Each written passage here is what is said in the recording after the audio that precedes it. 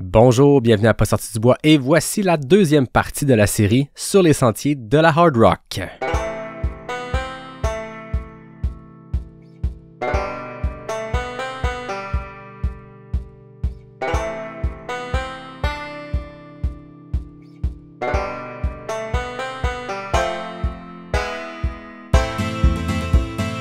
La Hard Rock 100 est probablement la course la plus difficile d'ultra qui existe dans le monde.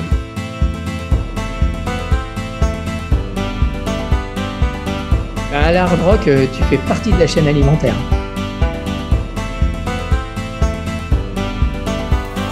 I'm so excited that Hard Rock gets to happen this year.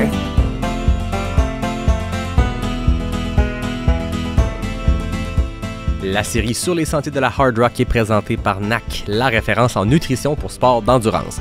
Je m'en suis jamais caché, j'ai un gros coup de cœur pour les gaufres énergétiques Ultra Énergie de NAC. Dans mon expérience, quand l'estomac fait des siennes puis qu'il n'y a plus rien qui rentre, ben les gaufres de NAC, ils rentrent encore. Je sais pas si c'est un gage de qualité ou un gage de mon amour pour les gaufres, mais quand j'ai fait la CCC à l'UTMB, j'ai carburé à une gaufre par demi-heure pour les 8 dernières heures de la course, puis c'est même pas une joke.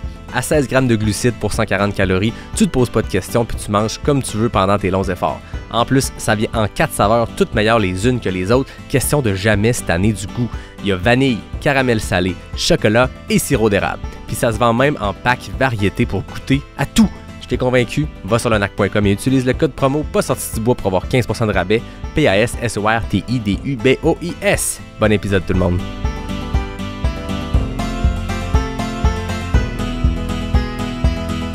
You're now a hard rocker. Yes, you're now a hard rocker. Yeah. Bonjour tout le monde, bienvenue à cette deuxième partie de la série sur les sentiers de la hard rock. Je suis présentement en déplacement, tranquillement mais sûrement. J'arriverai à Silverton, dans la région du Colorado, dans les San Juans, la chaîne de montagne des Rocheuses qui passe par le Colorado, là où a lieu la Hard Rock 100, la course qui va nous intéresser pour les prochains épisodes. En fait, c'est la partie 2, normalement de 8. Je pense que ce qui va être intéressant, ça va être d'avoir des entrevues, puis il y en a une dans l'épisode d'aujourd'hui, bien sûr. C'est drôle parce que c'est comme la dernière fois que j'ai un contrôle sur le moment de diffusion, sur la qualité du Wi-Fi ou du réseau que j'obtiens, parce que plus on s'approche de Silverton, plus on s'éloigne de Denver, qui est, disons, le centre-ville du Colorado. Moins c'est certain de la qualité du Wi-Fi que j'aurai pour pouvoir vous diffuser les épisodes. Donc, sur papier, c'est une série de 8 épisodes en 8 jours. Dans le concret, peut-être qu'il y aura un peu de mouvement de ce côté-là, mais soyez certains, vous aurez 8 épisodes dans la série sur les sentiers de la hard rock. Peut-être que ça dépassera un peu la fin de semaine de la course avec une finale avec des meilleurs extraits. Selon le Wi-Fi que j'ai réussi à obtenir, c'est ça la beauté. Ça. Certains pourraient le voir comme une contrainte. Moi, je le vois comme la beauté de cette région-ci. Je pense que c'est une des raisons pourquoi aussi autant de gens qui aiment venir faire soit cet événement-là ou soit faire du plein air au Colorado. C'est le côté très reculé. Ça vient avec le bon côté qui est de ne pas avoir du réseau cellulaire en tout temps. Ça vient aussi avec la petite contrainte quand on tente de faire un podcast puis de donner des suivis de course, que ce sera peut-être un peu aléatoire ou un peu avec délai. Mais vous m'en excuserez, puis je pense que vous comprenez tout à fait parce que c'est la beauté de la hard rock dans le fin fond des montagnes du Colorado. Avant qu'on passe à la portion entrevue de cet épisode-là, parce que je suis très heureux d'accueillir, après avoir accueilli un gagnant de la hard rock lors de la première partie de la série, là on accueille une gagnante de la hard rock. Avant qu'on passe à cette portion-là, je pense que parfois, peut-être à travers le voyage, je vous ferai une portion plus journal de voyage par rapport à une réalité ou une situation ou une anecdote qu'on vit ici. On est en famille, donc avec ma blonde, mon petit gars de 16 mois et ma mère qui vient de tomber à la retraite, qui commençait en force en venant dans le Colorado avec nous. En fait, on a beaucoup parlé d'acclimatation à l'altitude lors de la série En route vers Hard Rock avec Richard, parce que pour les coureurs, pour les athlètes qui se lancent sur la Hard Rock, c'est une contrainte, c'est un défi de s'acclimater à l'altitude. Mais dans les jours avant de partir, je me suis comme dit, ouais, mais là, un bébé, est-ce que ça vit aussi bien ou aussi mal avec l'altitude qu'un adulte? Parce que veut pas, on se rendra pas jusqu'à Handy's Peak à 4000 quelques mètres pour couvrir la course ou pour faire une rando avec le petit, mais ça demeure qu'on va aller dans des villes, dans des endroits qui frôlent les 3000 mètres d'altitude avant même d'avoir commencé à faire une rando qui risque de monter un petit peu. Donc, je suis allé lire là-dessus parce que, bon, c'est important de réfléchir à ça. Avec un bébé, je sais pas comment ils peuvent vivre avec l'altitude. J'ai été sécurisé. On m'a confirmé que, passé l'âge de 3 mois, un bébé va vivre l'altitude puis va avoir les conséquences ou les symptômes de la haute altitude qui vont être similaires à un adulte. C'est-à-dire, c'est assez aléatoire. Certains le vivent un peu plus que d'autres. Certains, dès 2500 mètres d'altitude, vont vraiment le sentir avec des symptômes. D'autres, ça va prendre un peu plus de mètres d'altitude avant de vraiment ressentir les effets de l'altitude. Ce que je lisais, c'est que en bas de 2500 mètres d'altitude, sans être à l'effort, mais seulement le fait de vivre, pas de faire une séance d'intervalle en zone 5, mais vraiment juste de vivre. En bas de 2500 mètres, la majorité des gens le sentiront pas ou peu, peut-être en montant un escalier. On va sentir que, oh, il me semble que j'ai un peu moins de souffle que d'habitude, mais concrètement, quand on parle d'effet d'altitude, de mal de tête, de nausée et tout, en bas de 2500 mètres, c'est assez rare que ce soit pour un adulte ou pour un bébé de 16 mois dans mon cas. Puis après ça, ben c'est là que entre 2500 et 3500, il peut avoir justement un début d'effet qui serait normal puis qui demanderait peut-être une petite acclimatation. Je pense que pour un adulte, ça peut très bien se vivre, mais c'est sûr que j'ai pas envie de faire subir ça à mon gars si pendant quelques jours il file vraiment pas. On s'est comme rendu compte que naturellement notre itinéraire va faire que on va s'acclimater tranquillement. Donc, on débarque à Denver, qui je pense est autour de 1500 mètres. Puis la première nuit, on dort dans une ville qui s'appelle le Gypsum, qui est à 1900 mètres. Puis ensuite, on se rend pas tout de suite à Silverton. Il faut savoir que Silverton, la ville, le camping où on va vivre pendant une semaine, c'est plus de 2800 mètres d'altitude. Donc, il y a quand même une petite possibilité que moi, ma blonde, ma mère ou notre bébé ressentent les effets de l'altitude. Mais on passe quand même avant ça une nuit à Ouray. Donc, c'est une ville où la course passe, qui est le point le plus bas de la course. Étrangement, quand je vais vous dire l'altitude, vous allez vous dire, ouais, ben, point le plus bas de la course. C'est haut pareil. C'est à 2300. Fait que, arrivé à Denver à 1500, Gypsum la première nuit à 1900, ensuite, Ouray à 2300. Ça fait un semblant d'altitude, on sent qu'il va y avoir une progression, un semblant d'acclimatation à l'altitude. On sent une certaine progression jusqu'à Silverton qui sera à 2800 mètres. Puis bon, ce que j'ai dit à ma blonde, à ma mère, c'est que on verra les effets de l'altitude. Si nous, en tant qu'adultes, on ressent un certain réconfort, on verra si ça se gère. Puis on le gérera, on est des adultes, puis on prendra, je sais pas, une petite Advil ou un petit quelque chose qui pourra aider. Une gorgée d'eau, coudon, peu importe ce qu'on a besoin. Dans le cas de mon gars, on verra l'effet de l'altitude. Si vraiment on sent que à 2300 puis ensuite à 2800 mètres, il y a des symptômes pas le fun pour un bébé, on a quand même d'autres options. On dort dans un camping à Silverton pour une semaine, mais il y a Ouray, qu'on va être passé un peu plus tôt à 2300, puis il y a Durango, qui je pense qu'il est autour de 2000, qui est à moins d'une heure de Silverton. Faut savoir que Durango, c'est un peu la ville la plus proche de Silverton. Il y a peu de services directement à Silverton. Un genre de dépanneur, paraît-il, qui vend assez cher les produits d'épicerie, mais les gens souvent vont faire leur épicerie complète avant d'arriver à Silverton. Donc, c'est pas très loin. Je pense que c'est à 45 minutes de Silverton. Donc, si les effets de l'altitude nous atteignent, et surtout si c'est notre bébé qui en vit, ben on aura l'option d'aller à Durango, de changer un peu nos plans, puis de changer un peu nos campings. Bref, j'ai décidé de vous raconter ça. Pourquoi? Je sais pas, mais ça fait partie un peu des réalités de venir voyager ici. Il y a l'acclimatation à l'altitude pour les athlètes qui se lancent sur la Hard Rock. Il y a l'acclimatation à l'altitude pour les gens qui viennent faire du plein air ici. Mais c'est quand même fou quand on parle de des villes là où les gens vivent, des villes où on va camper, où on va vivre notre vie avant même d'aller faire du sport, avant même d'aller faire du plein air. Et déjà, ces villes-là sont dans une altitude qui pourrait mener à des symptômes. Moi, je peux aller si souvent que ça en haute altitude. Et je sais que dans le temps que j'étais à Flagstaff, j'étais allé faire de la rando sur la montagne la plus haute qui est tout près de la ville. Puis j'étais monté à 3006 ou 3007. À l'effort, bon, je le ressentais, mais j'avais pas eu de contre-coup, de mal de tête et tout. Mais bref, à suivre de ce côté-là quand on arrivera à Silverton si on vit l'altitude. Donc, c'était la portion journal de voyage de cet épisode. Il y en aura peut-être d'autres plus tard dans la série à suivre selon ce qu'on vivra. J'ai la chance d'avoir été invité à la projection, en fait, du film de Courtney Dauwalter qui porte sur sa saison 2023. On le sait, Courtney Dauwalter, en 2023, a fait un enchaînement de courses assez fou qui s'est amorcé avec un record du parcours à la Western State et une victoire, bien sûr. Ensuite, un record du parcours et une victoire à la Hard Rock 3 semaines plus tard. Et 6 semaines plus tard, une victoire à l'UTMB. Donc, Alexis Berg, le photographe que j'ai reçu au podcast, a réalisé un film sur cet enchaînement, cet été complètement fou de Courtney Dauwalter. Et la grande première mondiale de ce film aura lieu dans le cadre d'un festival de films de trail qui a lieu à Ouray.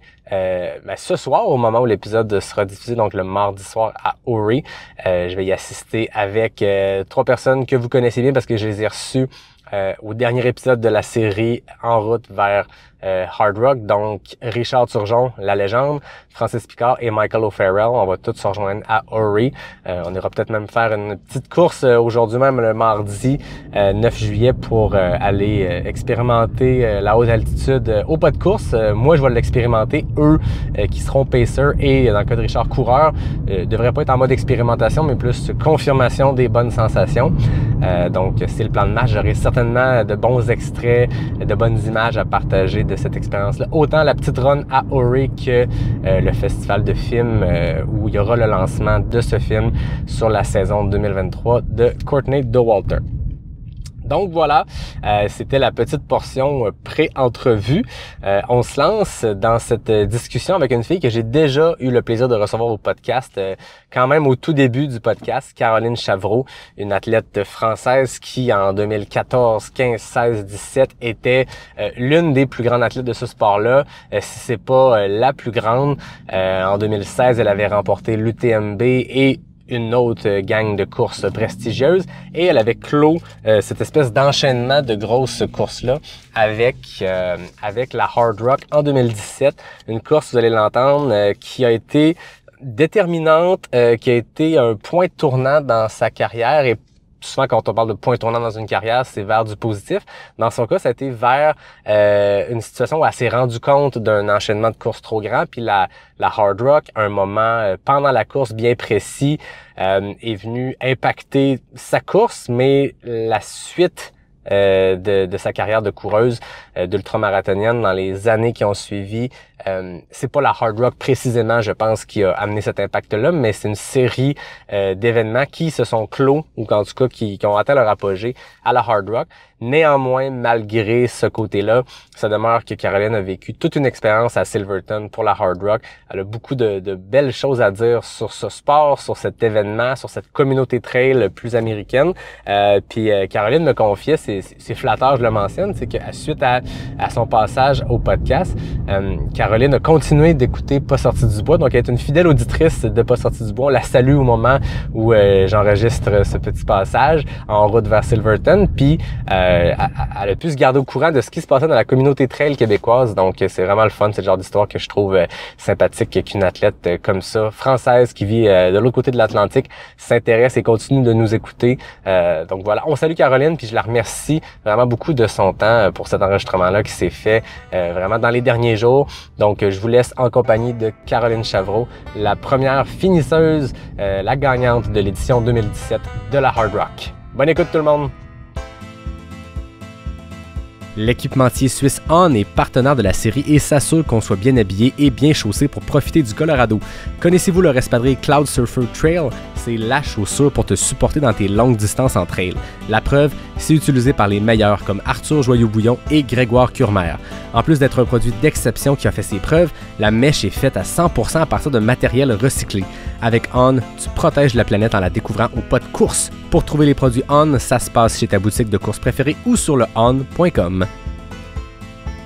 Le partenaire voyage de la série est l'équipe Simpson, le regroupement de courtiers hypothécaires de l'ultramarathonienne Stéphanie Simpson qui fait partie de la grande famille Multiprêt Hypothèque. Entre elles, choisir le bon équipement peut faire la différence entre une bonne et une mauvaise journée. Imagine comment choisir un bon produit hypothécaire peut faire une immense différence sur ton expérience de propriétaire, sur ta sécurité financière puis sur ta charge mentale.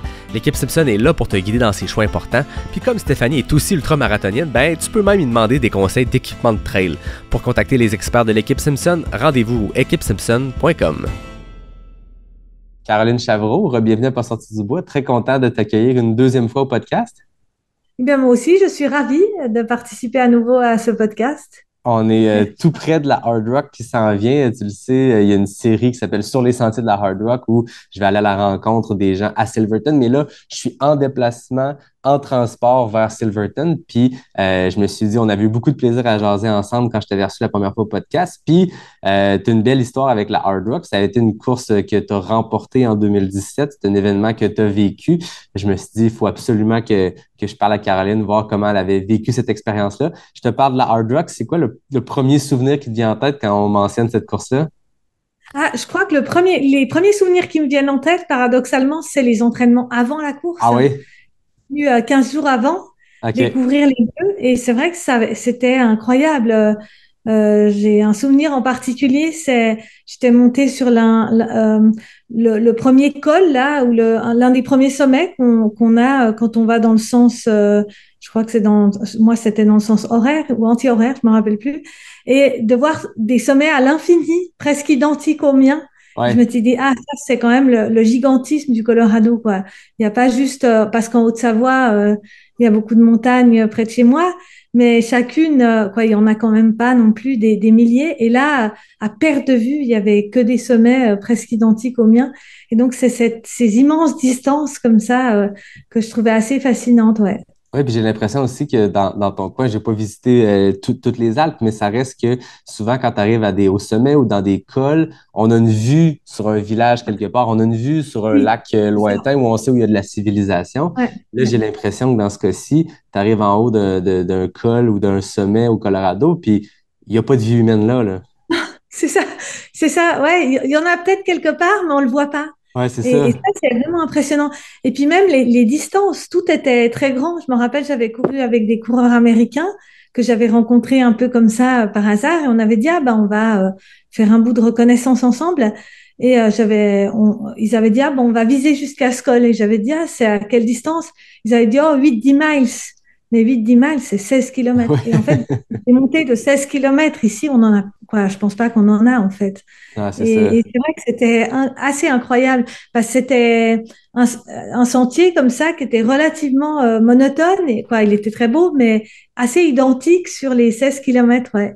Et là, j'avais dit, waouh, c'est des sacrées distances quand même. Donc, tu es arrivé d'avance dans la région parce qu'il y a une acclimatation à l'altitude à faire. Où vivais-tu? Comment les semaines avant, tu disais que tu as beaucoup de souvenirs de ces entraînements-là. Est-ce que tu étais à Silverton directement ou tu étais dans la région? Non, j'avais pas trouvé, en fait. J'avais beaucoup de chance parce qu'à l'époque, j'étais dans l'équipe Salomon, donc ils me payaient mon hébergement parce qu'en fait, c'est aussi une découverte que j'ai faite, c'est que c'est très cher, en fait, de louer un gîte ou un lodge aux États-Unis. J'avais loué un petit appartement, c'était à peut-être, je dirais 20 minutes de Silverton, mais c'était dans un bon coin aussi. J'étais allée les jours de repos, des fois j'allais me promener juste depuis l'appartement. Il y avait des beaux lacs, il y avait des beaux sentiers, c'était vraiment joli. Et je prenais toujours la route pour aller à Silverton. Et là aussi, je trouvais que c'était des fois des éléments de culture américaine. J'ai un souvenir en particulier. Il y avait un feu de chantier qui était en panne et un immense bouchon parce que tous les gens attendaient. Et quand j'ai fini par comprendre en allant à pied qu'il était en panne, j'ai dit aux gens, faut y aller. On va pas rester toute la journée à attendre derrière ce feu en panne. Et les gens aux États-Unis, je crois qu'ils respectent vraiment les lois à la lettre. Et donc, personne bougeait, mais personne s'impatientait non plus. Les gens étaient sur les toits des voitures ou ils se prenaient en photo, ils discutaient, mais il n'y avait pas du tout de stress. Alors qu'en France, dans la même situation, je crois que la moitié serait devenue à moitié fou, l'autre moitié aurait brûlé le feu. Et je me suis dit, ça aussi, c'est l'Amérique, c'est plus cool, quoi. C'est un coin particulier aussi de l'Amérique, dans le sens où c'est l'Amérique profonde, c'est le Colorado, c'est toute l'histoire de la ruée vers l'or, c'est des tout petits villages, des villages parfois abandonnés sur le parcours, d'autres des villages de 400 âmes comme Silverton peut l'être. Ça devait être particulier quand même de passer ces 2 semaines-là avant l'effervescence de la course, de découvrir aussi cette culture-là puis ce coin de pays-là. Ouais, c'est vrai que Silverton, ça m'a beaucoup plu en fait. Je m'attendais à que ça soit beaucoup plus gros. Et en fait, c'est vrai que c'est très petit. Il y a des cafés, il y a quand même de l'ambiance pour la taille du village. Il y a quand même du monde en fait. Bon, je pense que c'était l'été, les vacances aussi. Mais c'est vrai que s'il y avait une bonne ambiance, c'était sympa. Et j'ai pu facilement discuter avec des gens. Moi, je suis pas trop, j'ai quand même une sorte de réserve. En France, j'irais pas dans un café discuter avec n'importe qui. Mais là, je trouve que ça se faisait plus facilement.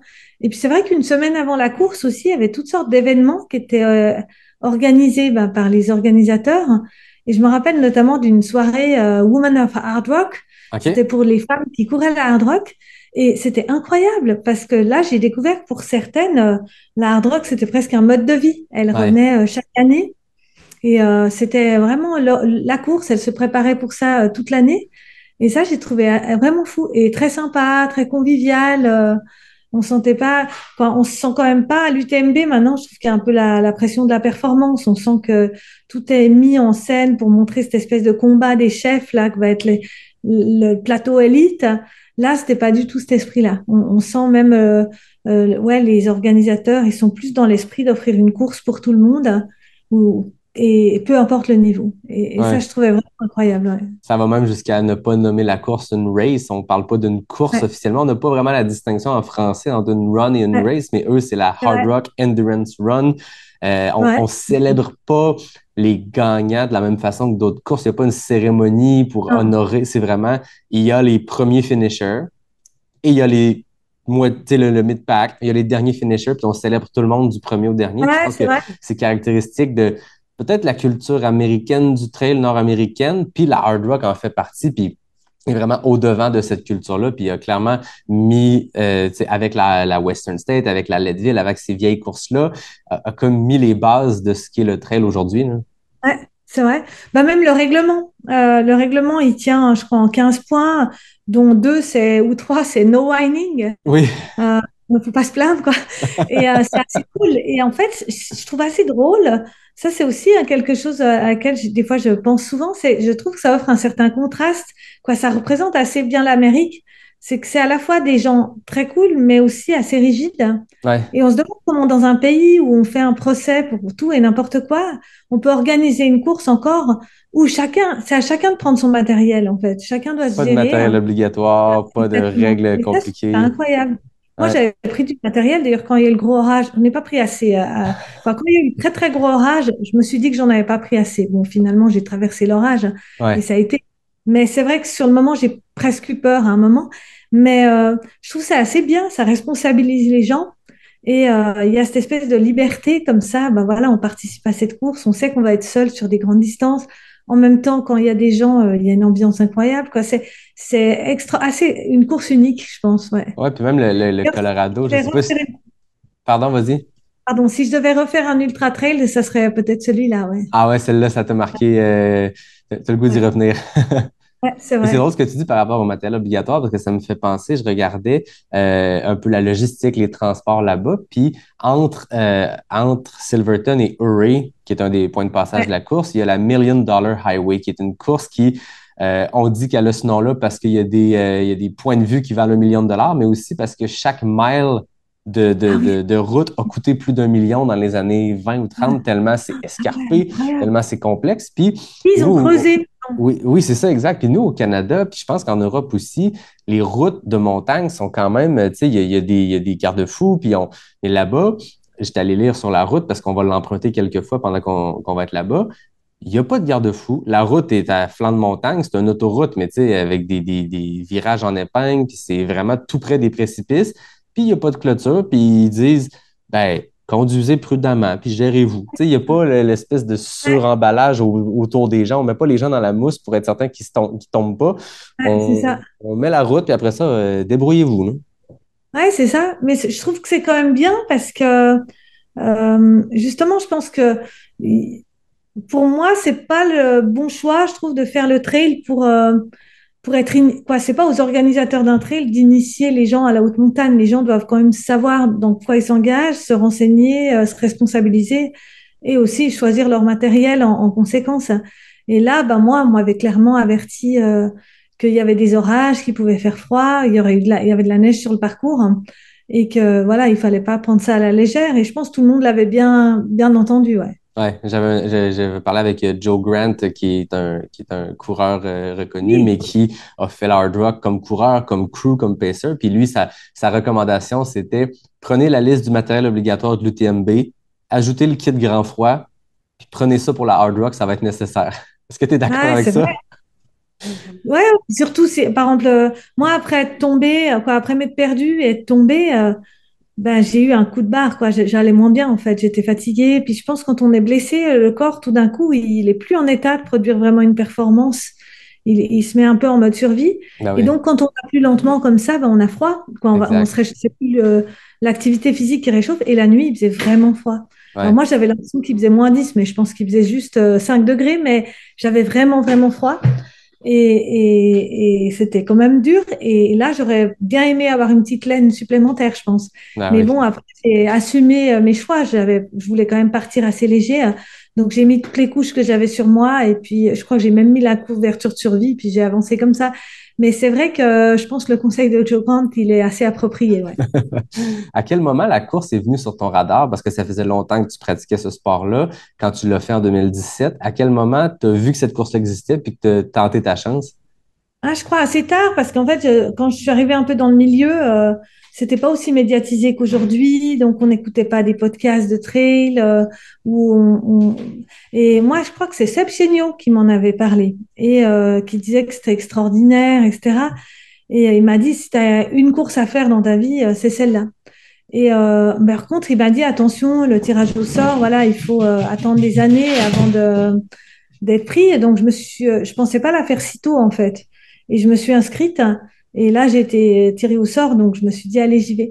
Mais c'est vrai que je regrette pas du tout de l'avoir faite parce que c'était une belle expérience. Par contre, c'était juste un peu tôt parce que j'avais des enfants petits et de les laisser aussi longtemps, c'était quand même un peu un crève-cœur. Mais en même temps, ben, on pouvait pas y aller en famille. C'est vraiment trop cher, ouais. Ouais, c'est Entre ça. le logement, c'était juste inimaginable, ouais. Ouais, ben, c'était l'expérience d'une vie, tu as été pigé, fait que tu te dis, bon, ben, faut le faire. Ouais, C'est drôle. Pour, il faut y aller. Ouais. pour me préparer à notre entrevue aujourd'hui, je suis juste retourné lire des articles de 2017 qui résumaient la course. Puis, je lisais qu'à un moment, tu as eu un coup de dur, puis justement, après t'être perdu, quand tu avais fait une chute, ça allait moins bien mentalement dans la course pour poursuivre. Puis, Ouais. tu avais raconté en entrevue que tu t'étais dit, c'est tellement difficile de rentrer à la Hard Rock, c'est tellement difficile d'avoir un ticket ici qu'il faut que je termine la course. Puis finalement, bon, tu Ouais, l'as c'est ça. terminé, puis tu as été la première à la terminer. Mais ce qui était un peu un regret, c'est que je pense que j'étais dans la forme de ma vie. Ah oui? Je veux dire, le temps que j'ai mis à la fin, et quand je pense à tout le temps que j'ai perdu en me perdant, plus l'épuisement que j'avais, bah, finalement, je me dis que j'aurais pu faire facilement, je pense, 3 heures de plus rapide. Ah Donc, ouais. j'avais la forme de ma vie, ouais. En fait, j'ai un organisme qui s'habitue assez bien à l'altitude. Une fois, j'avais fait des tests parce que j'avais fait une expédition dans le Kyrgyzstan. Et j'avais dû aller faire des tests un peu pour voir parce qu'il y a des gens qui s'acclimatent bien et d'autres moins bien. Et moi, je m'acclimatais vraiment bien. Et c'est vrai que passer les premiers jours à Silverton, qui était un peu dur parce que je revenais du Lavaredo Ultra Trail, plus le décalage horaire, plus l'altitude, ben après, je courais aux mêmes allures que ici en plaine, hein. Ah ouais. Et donc, je pense que quoi, ça me gênait pas du tout l'altitude. Et jusqu'à Auray, j'étais vraiment en forme. Jusqu'à Crogert Canteen, là, j'étais vraiment en super forme. Et vraiment, quand je me suis perdue, ça a tout changé. Ouais. Après, maintenant, avec plus de quoi, ça reste un regret, quoi. Je me dis, c'est quand même bête. C'est pas, j'avais pas, quoi, c'est le seul endroit qui était un peu compliqué à aller repérer. Il aurait fallu que quelqu'un me fasse la navette. Puis je me suis peut-être pas assez démenée j'ai peut-être pas osé assez, vu que j'étais toute seule à toquer aux portes pour demander.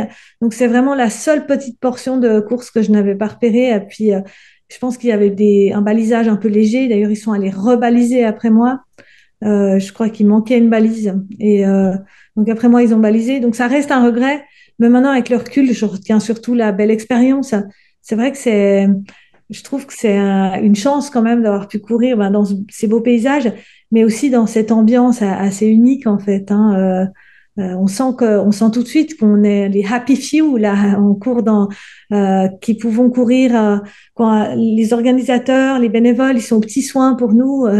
Moi, on m'avait parlé d'un fameux ravitaillement qui était où il y avait même des gens qui cuisinaient des crêpes ou c'était incroyable. On pouvait avoir ce qu'on voulait. Bon, en l'occurrence, moi, je me réjouissais des crêpes, mais quand je suis arrivée là-bas, j'avais l'estomac noué et je pouvais rien avaler. Mais c'est un peu cette ambiance incroyable. Ouais. Et ça, vraiment, je ne regrette pas du tout d'y être allée et c'était vraiment, vraiment chouette. Ouais. Tu étais vraiment à cette époque-là sur une lancée qui avait débuté quelques années avant, mais tu avais remporté l'UTMB en 2016.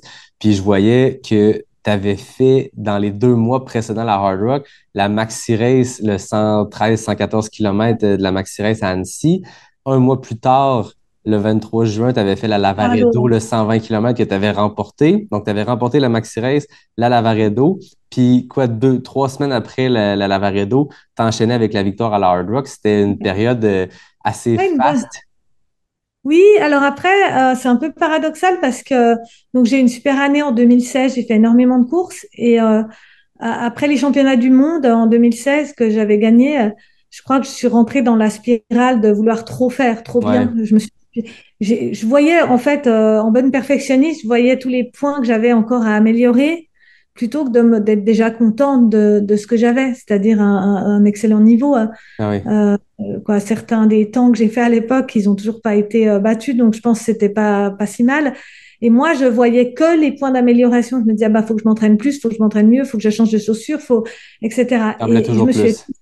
Voilà, toujours plus et trop. Et en fait, j'ai accepté aussi une invitation de cas pour aller à Hong Kong à la fin de l'année 2016. Et je pense que c'était une petite course, c'est une grosse course quand même, mais c'était, je crois, 50 ou 60 kilomètres. Mais je pense que c'était la course de trop. Et je me suis épuisée. Et je suis arrivée à la Transgrande Canaria début 2017 et j'ai abandonné. J'avançais pas, j'étais épuisée. Et donc, j'ai pris vraiment du repos là pour le coup. Et je suis revenue avec la Maxi Race, c'était bien, mais je pense que j'étais en dessous de mon niveau. Au Lavaredo, ça allait mieux. J'étais à 20 minutes de mon record, donc ça commençait à aller mieux. Et puis, j'étais vraiment à la Hard Rock, je pense que j'étais au sommet de mes capacités. Alors, ce qui est un peu tragique dans tout ça, c'est qu'après, je suis plus jamais revenue, en fait. Je sais pas. J'ai eu une succession de problèmes et d'épuisements qui ont fait que, en fait, la Hard Rock, c'est la dernière des courses où j'étais vraiment en état de performer. Après, oui, j'ai fait la Saint-Élion à la fin de l'année que j'ai bien réussi. C'est une course assez connue en France. Ouais. L'année suivante, j'ai encore fait une course en Autriche. Mais j'ai plus réussi à retrouver cette forme-là sans vraiment comprendre pourquoi. Parce que, l'épuisement, j'avais vu quand je me reposais, je revenais. Mais là, en l'occurrence, j'ai pas réussi à revenir, même avec beaucoup de repos et même. Mais bon, je me dis, c'est la vie, hein, et il faut déjà prendre ce qu'on a eu, prendre les bonnes expériences aussi et garder ça en mémoire plutôt que de se plaindre sur son sort. Mais c'est vrai que du coup, la hard rock, c'est un peu douloureux pour moi parce que je suis super contente d'avoir gagné, mais c'est aussi un petit peu une occasion manquée, je pense, d'avoir pu vraiment faire un record et briller, je pense, parce que je pense que j'étais vraiment en état de briller. Mais bon, quand je me suis perdue, j'ai perdu énormément d'énergie, j'ai pas mangé, j'ai pas bu, j'ai perdu plusieurs heures, je me suis fait une côte, donc ça faisait beaucoup à la fin, ouais. C'est une année que je pense que la température a été extrême. Puis, t'es pas la seule qui a eu des soucis physiques, de blessures, de mauvaises chutes.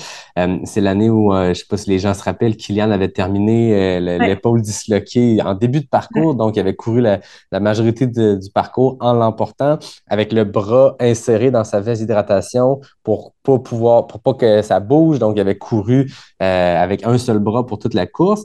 Ensuite, c'est l'année où Adam Campbell s'était fait frapper par la foudre au sommet d'Andy's Peak. Il y avait un photographe aussi, je crois, qui avait été, ou un caméraman qui avait été frappé par la foudre. Ouais.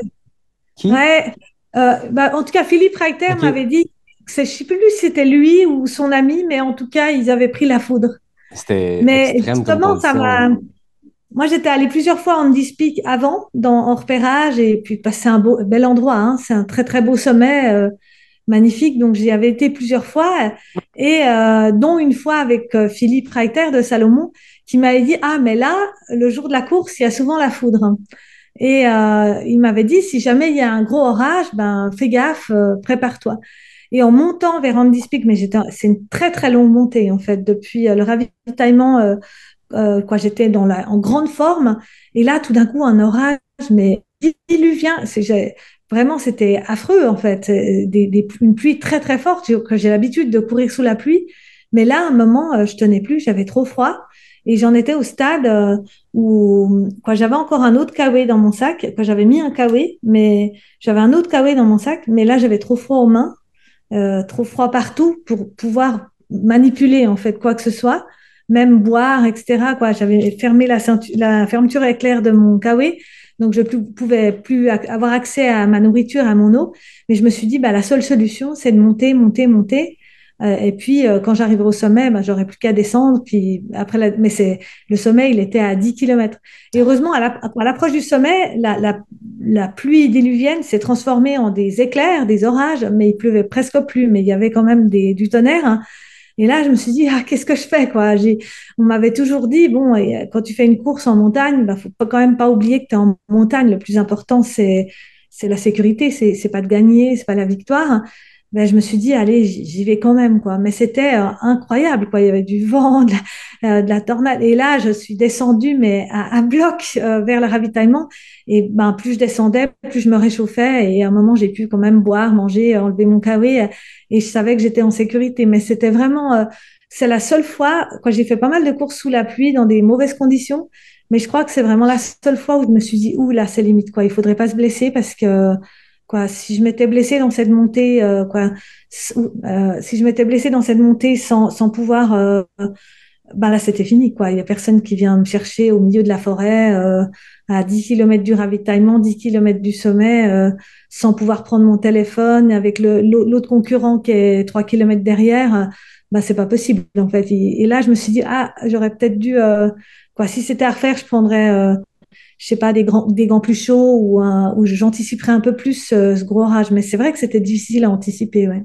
Ouais, mais je pense que la montagne était prévisible, puis surtout en haute Ouais. montagne, en haute altitude.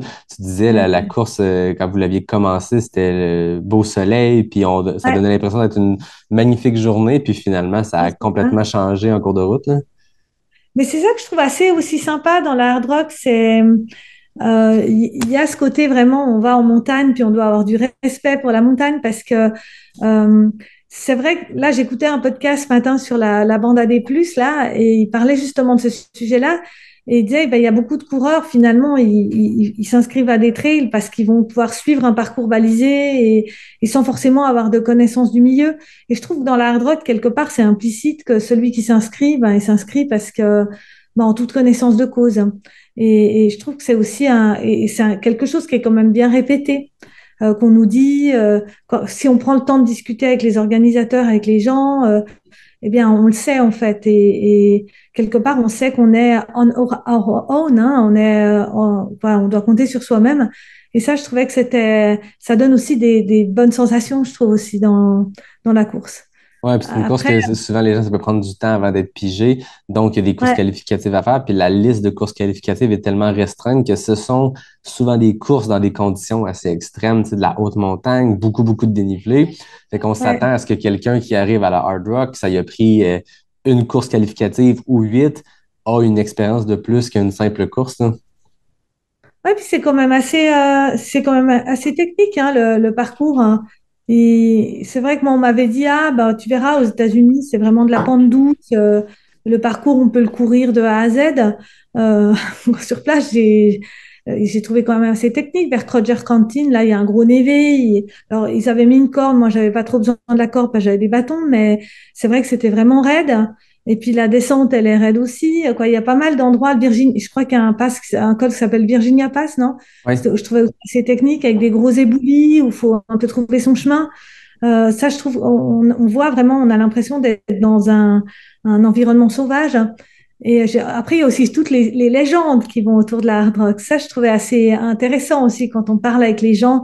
on apprend toutes sortes d'histoires. On se dit, ça peut arriver qu'à la Hard Rock, quelqu'un qui se fait bloquer par un élan et qui peut plus avancer parce que l'élan a décidé que non, il voulait pas le laisser passer. Quoi, il y a on entend plein d'aventures et ça, je trouve que c'est aussi très agréable. Ça contribue au mythe, à la légende. Voilà. Le petit verre d'alcool au sommet de Crogers Canteen qu'il faut boire avant de repasser. Ouais, il y a toutes sortes de mythes et légendes et ça fait quand même le charme de cette course. Ouais. C'est assez unique. Seb Chéniaud, dans l'introduction de l'épisode, je l'ai laissé, puis ça va apparaître dans chaque épisode, mais il a dit, quand je lui ai parlé, il dit, à la Hard Rock, on fait partie de la chaîne alimentaire. Ouais, c'est un peu ça, ouais. Les C'est vrai, grizzlies, les élans, puis il paraît qu'il y a les beaucoup de marmottes, là. Moi, je regardais les gens qui sont en train de s'acclimater. On a quelques Québécois qui font la course cette année, puis ils m'envoyaient des photos de marmottes parce que j'avais raconté une histoire que j'avais failli recevoir une marmotte sur la tête pendant la CCC à l'UTMB. Mais eux me disaient ici, la marmotte t'aurait pas survécu parce qu'ils sont vraiment plus grosses que dans les Alpes. Ah ouais, elles sont grosses, ouais. Ouais, après, il y a aussi on m'avait dit, fais gaffe, il faut mettre des petites guêtres, parce que des fois, on court dans des marais. Ça, c'est aussi une chose qui m'a surpris, c'est toutes les rivières. Il n'y a pas, ils ne sont pas fatigués à mettre un pont, en fait. On doit les traverser, puis après, on a les pieds mouillés pour le restant de la course.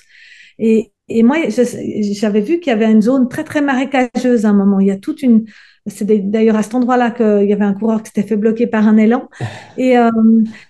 Et j'avais pris des petites guêtres, etc. Mais je me suis retrouvée, j'ai dû vider les chaussures plusieurs fois, en fait. Je me suis retrouvée les pieds pleins de boue, pleins de gravier.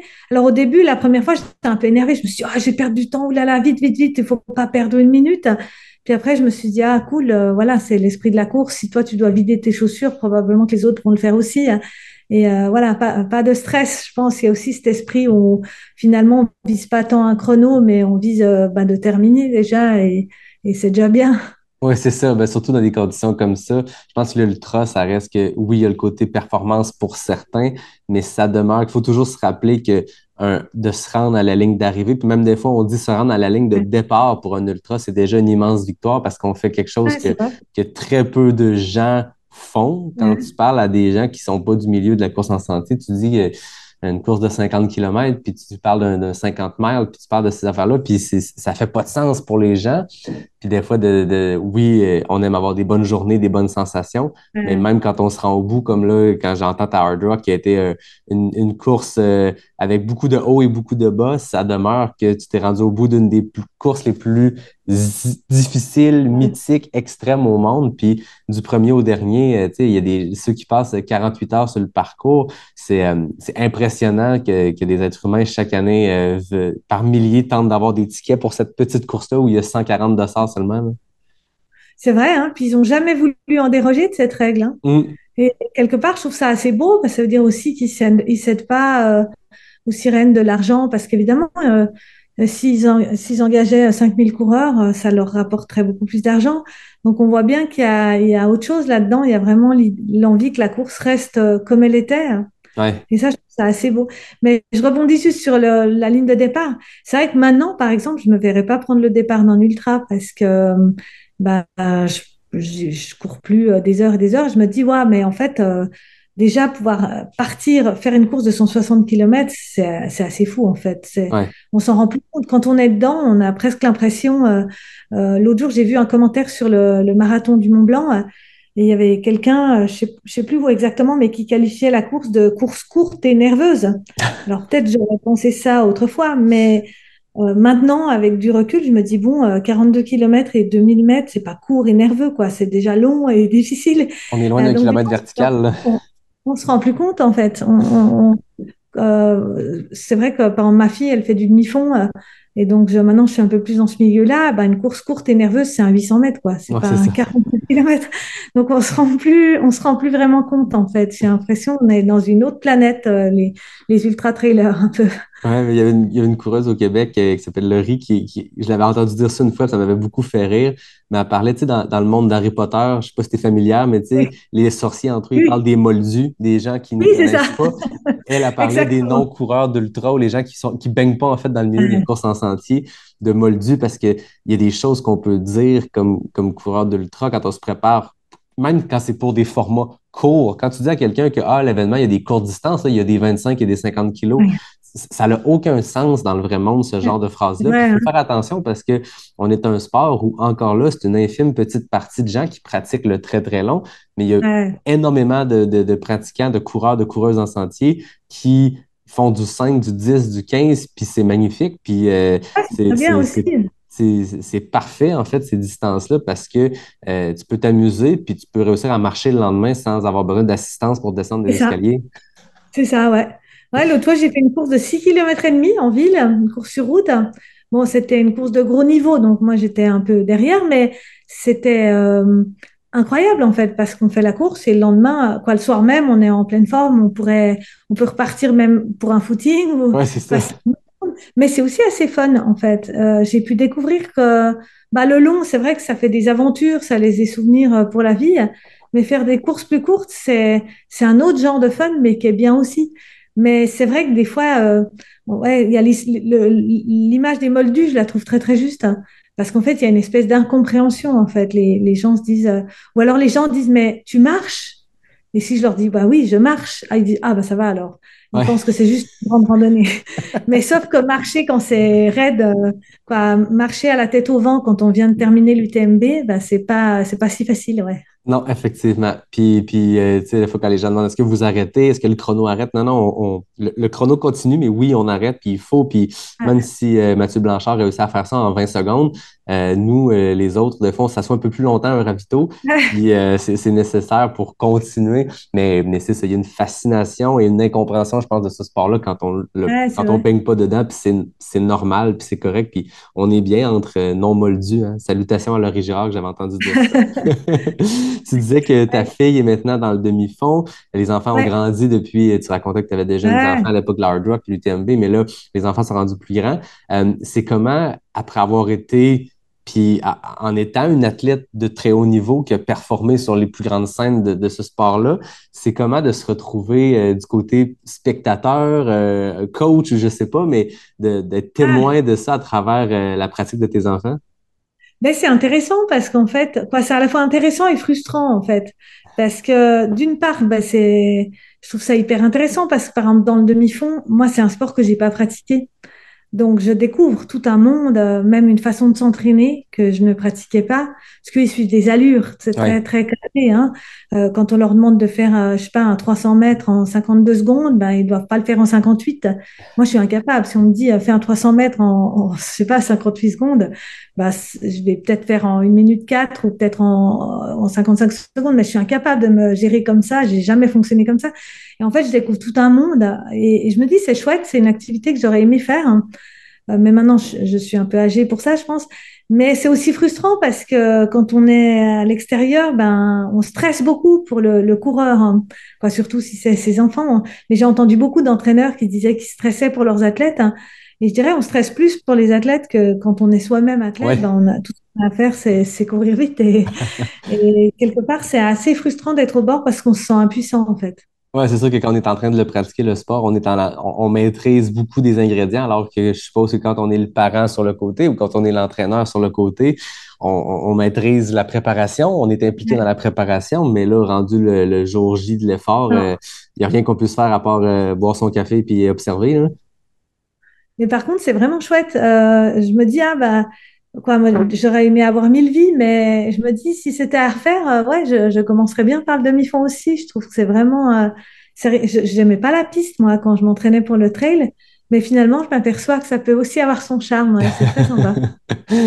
Qu'est-ce que tu répondrais à ta fille ou à tes enfants si un jour il y en a un d'eux qui te dit qu'il a le goût de se lancer dans le trail, dans la course, dans les Alors, ultras? mon fils, il m'en parle, Ah oui? le deuxième, ouais. Ouais, ouais, il veut faire de l'ultra trail. Alors, je lui dis toujours, bah, écoute, quand tu es jeune, il faut commencer modestement par du court, hein, et puis petit à petit augmenter les distances. Et c'est vrai que j'aurais tendance à... Parce que moi, j'ai tout de suite commencé par des... Ma première course, elle faisait 38 km, hein, et j'ai tout de suite commencé par le long parce que, en fait, j'y connaissais rien. Et mon raisonnement, c'était de me dire, bon, j'ai de l'endurance. Si je fais une course trop courte, ben, il va y avoir des fusées qui vont me doubler. Alors que si je fais long, ben, ça ira mieux, quoi. Mais quelque part, j'avais pas non plus mesuré à quel point c'était dur. La première course que j'ai faite, j'étais pas vraiment préparée pour. Et je trouvais ça, ces 38 kilomètres, ils ont été longs, quoi. Et je me dis, pour les jeunes, bah, j'aurais envie de commencer par étapes, hein, et pas tout de suite viser, quoi. L'ultra, de leur dire que l'ultra, c'est pas une fin en soi. Il y a une espèce d'effet de mode, une hype, là, où on a l'impression que si on n'a pas couru un 100 miles, eh ben, on n'est pas vraiment un trailer, hein. Mais de pas tomber là-dedans et de garder, je pense, bah, le plaisir, puis de choisir aussi les choses parce qu'on les aime et pas parce que c'est à la mode. Bah, je pense qu'il y a maintenant Strava aussi, ben, c'est à double tranchant, quoi.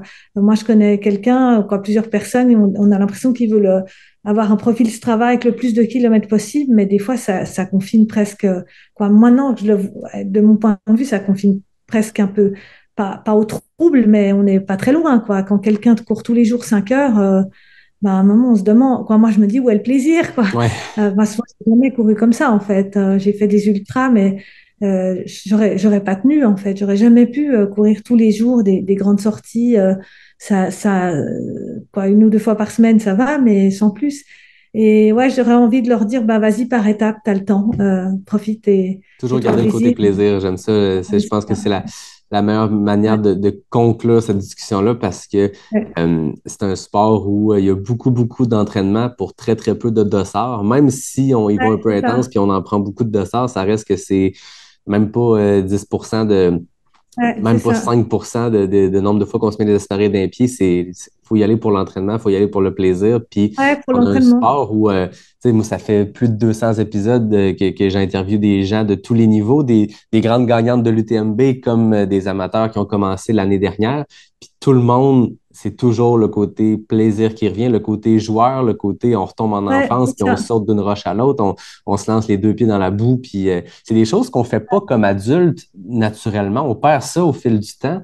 Moi, je regarde mon petit gars, il a 16 mois, là, puis on lui met ses petites bottes de pluie, puis on sort, puis l'autre fois, on était au chalet chez mes parents, puis on est dans la forêt, dans les montagnes, puis il pleut toute la journée, puis lui, il pointe dehors, puis il est comme, on va Il dehors, veut puis y aller. il a dit dehors avant de dire papa, là. Il dit dehors, dehors, dehors, puis on sort, puis il s'amuse, puis tu te dis, à quel moment on a perdu ça? Puis je pense que Ouais, les gens qui font du plein air, du trail, ce genre de sport-là en nature, je pense qu'on retrouve ce côté-là où dans la vie, on va marcher de notre boulot à notre voiture en se protégeant ouais. quand il pleut un peu, mais la fin de semaine, on met nos espadrilles de trail, puis on va courir 4 heures dans l'eau, puis on a du plaisir comme si on était des enfants, hein. Ouais, je pense que c'est aussi quelque chose qui a changé depuis que moi j'ai commencé. Parce que moi, quand j'ai commencé, j'avais pas l'ambition de devenir une championne. Je sais pas, je voulais me mettre en condition et progresser, mais j'ai jamais eu d'entraîneur, quoi. J'ai eu après, en 2015, j'ai eu Jean-Louis Ball, mais pendant un moment, j'avais pas d'entraîneur et j'essayais plein de choses et ça faisait aussi partie du plaisir. Par exemple, ma première course, ben, je me suis cassé 3 fois la figure en descente, donc j'ai décidé de progresser en descente, puis je me faisais des challenges, etc. Alors, c'était peut-être pas une manière très cadrée de s'entraîner, hein, mais bon, ça a marché quand même. Et je me dis maintenant, les gens, même à des niveaux très modestes, ils prennent des entraîneurs, hein, et ils ont des programmes très, très rigoureux. Alors, si ça leur plaît, tant mieux. Mais moi, je me dis, est-ce que c'est vraiment, quoi, est-ce que pour être, je sais pas, 200e de l'UTMB, il y a vraiment besoin de prendre un entraîneur, de suivre un programme cadré? Moi, par exemple, je me serais sentie étouffée là-dedans. Moi, j'avais besoin d'aller explorer. C'est à l'instinct, quoi, d'aller faire telle montagne parce que je la trouvais belle. Et je trouve que c'est presque un petit peu, maintenant, ça se professionnalise, mais je suis pas sûre que c'est toujours dans le bon sens. Mais bon, après, c'est juste mon point de vue à moi, hein. Mais l'autre jour, j'ai voulu faire une sortie avec un copain. Il m'a dit non, non, parce que mon coach, il m'a dit de faire 4 fois 10 minutes en côte. Je dis bon, bah, si on allait courir 3 heures au môle, à la montagne, ça aurait été peut-être bien aussi. Oui, c'est T'aurais ça. pas fait 4 fois 10 minutes, mais c'est pas si grave après tout. Quoi. On parle pas ici du premier du TMB, quoi. Je veux dire, c'est là, je me dis qu'il y a peut-être un Ouais, puis petit même quand ouais, on regarde les premiers de l'UTMB ou les vedettes actuelles du sport, là, les gens qui terminent en premier, euh, oui, c'est certain qu'il y a une structure, oui, c'est certain qu'il y a une discipline, mais quand je regarde Courtney Dauwalter, j'ai l'impression que c'est c'est une vrai. fille qui va au feeling aussi, où Ouais, c'est elle fait vrai. pas nécessairement le 4 fois Ouais, 10 minutes si elle a des amis en ville qui lui proposent d'aller monter une montagne. Puis, tu sais, ouais, on regarde ouais. on regarde les gens, pas juste Courtney dans le sport, j'ai l'impression qu'il y a oui, un sérieux, mais ils se prennent pas au sérieux, dans le sens où il y a une Ouais, j'ai l'impression que flexibilité. Kylian aussi. il se fait un peu ses délires comme ça. Tout d'un coup, oui. il veut faire le sommet le plus vite possible parce que ça lui prend comme ça et puis il trouve ça chouette. Exact. Ou Jim Wanzi, j'ai l'impression que c'est un peu la même chose. Quand il était dans le Beaufortin, tout d'un coup, il allait un peu à l'instinct. Je pense qu'il faut garder ça quand même. Il peut y avoir des études scientifiques qui se font sur ces grands champions-là, sur la préparation physique et la nutrition, mais je pense que ce qui peut faire que des gens perdurent dans le sport puis performent au plus haut niveau, je pense que le côté fun ne se mesurera jamais, mais je pense qu'il en fait partie. Quand je vois une Courtney tout sourire, quand je vois une Marianne Hogan tout sourire, quand je vois Jim Wamsley arriver à l'arrivée de l'UTM, de la Western State en fin de semaine, oui, tu sais qu'il y a des milliers d'heures d'entraînement derrière ça, mais je pense qu'il y a du plaisir au quotidien qui fait qu'on perd pas le goût de ce sport-là. Puis je pense qu'il y a du plaisir le jour J de la course. Quand je voyais Katie Scheid en entrevue après la Western State, raconter qu'elle a tellement eu de plaisir à courir 80 km avec Simon Gosselin, puis elle a pu pratiquer son français, tu te dis, elle a fait une des performances les plus éclatantes de l'histoire de la course. Elle a quand même couru 80 km avec un pote. Ils ont eu le temps de jaser. Le facteur fun était présent. Fait que, tu sais, je pense qu'on ne le mesurera jamais, ce côté-là, dans les études scientifiques sur les sportifs de haut niveau, mais il est important, puis il est important pour tout le monde, pas juste les gens de haut niveau. Oui, c'est vrai. Ouais, c'est vrai. En fait, si ça se trouve, c'est les meilleurs, ils continuent aussi cette démarche un peu à l'instinct et c'est peut-être d'autres qui se prennent la tête inutilement. Parce que j'écoutais le podcast avec Marianne Hogan. Elle est partout autour du monde. Là, j'ai l'impression que c'est d'abord pour se faire plaisir, et elle a l'air de s'éclater. Donc, c'est chouette, tant mieux. Exact. Tu sens que c'est des gens qui sont drivés par le fun. Et après ça, le trail, c'est le moyen qui leur permet d'avoir ce fun-là, mais c'est pas l'inverse de dire je vais tout faire pour le trail, puis le fun, quand il passera, tant mieux. C'est vraiment qu'est-ce qui me tente de faire aujourd'hui? On va aller faire du vélo, on va aller monter un col, go, on le fait. Fait que je pense qu'au quotidien, on n'est pas obligé de voyager partout dans le monde, mais je pense qu'au quotidien, on peut trouver le plaisir dans ce qui nous tente. Puis si aujourd'hui, tu as le goût d'aller monter une montagne en rando avec des amis plutôt que d'aller faire un entraînement d'intervalle, c'est quand même quelque chose qui va être payant pour ta course dans un mois, là. Je suis sûre que c'est ça. Excuse-moi, il faut juste dire quelque chose à mon fils. Ah oui, pas de problème. Tom, tu peux descendre si tu veux, hein? Tom, tu peux descendre si tu dois aller au VTT, hein? Tu peux descendre si tu dois aller au VTT? OK, c'est bon, pardon. De toute façon, je pense que on approchait la fin. Moi, j'ai le temps aussi un peu limité. Puis je t'avais dit, on va se jaser 15-20 minutes de l'hard rock. Finalement, ça fait quasiment 1 heure qu'on jase. C'est toujours très, très, très plaisant de jaser avec toi, Caroline. Tu as une grande expérience dans ce sport-là. Tu as vu l'hard rock, tu l'as vécu. Mais au-delà de ça, c'est très rafraîchissant de jaser avec toi de préparation, de course, d'entraînement, puis de se dire qu'il ne faut pas se prendre la tête, il faut avoir du plaisir. Fait que merci pour ce beau moment. Merci à toi, c'était très sympa. Et à la prochaine, j'espère. Ben oui, j'espère. Puis si un jour tu passes par le Québec pour voyager, il y a Maude Matisse qui est qui vient de l'Europe, elle aussi, elle aussi a été dans les premières invitées du podcast comme toi. Puis je voyais qu'elle vient passer 2 mois. Elle passe 2 mois au Québec cet été. Elle fait un événement trail aussi. Mais en tout cas, si tu finis par passer par le Québec en vacances, sache qu'il y a des beaux sentiers. Puis on va t'accueillir. La communauté ici va t'accueillir à bras ouverts. Ah ouais, j'aimerais bien, vraiment. Au plaisir, Caroline. Merci beaucoup de ton temps. À bientôt. Bonne hard rock. Bye. Au revoir. Merci, à bientôt. Bye. Bye.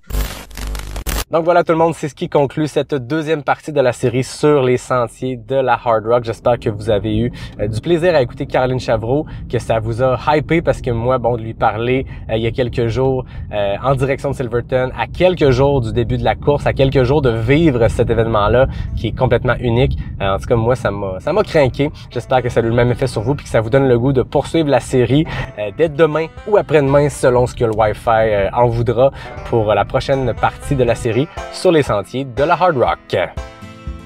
Sur les sentiers de la hard rock est présenté par NAC, le partenaire officiel de la série et la référence mondiale en nutrition pour sport d'endurance. Le partenaire équipementier de la série est le fabricant suisse On, alors que le partenaire voyage est l'équipe Simpson, un cabinet multiprêt hypothèque. Le partenaire brassicole est Noctem Artisan Brasseur. Je tiens aussi à remercier David Hébert pour le design graphique du podcast. Merci aux fidèles auditeurs qui sont présents semaine après semaine depuis bientôt 4 ans. Merci aussi à ma blonde Jenny, ma mère Nathalie et mon gars Elliot qui sont avec moi au Colorado pour cette série d'épisodes. Mon nom est Yannick Vézina et je vous dis à très bientôt pour un prochain épisode de Pas sorti du bois, le podcast 100% trail.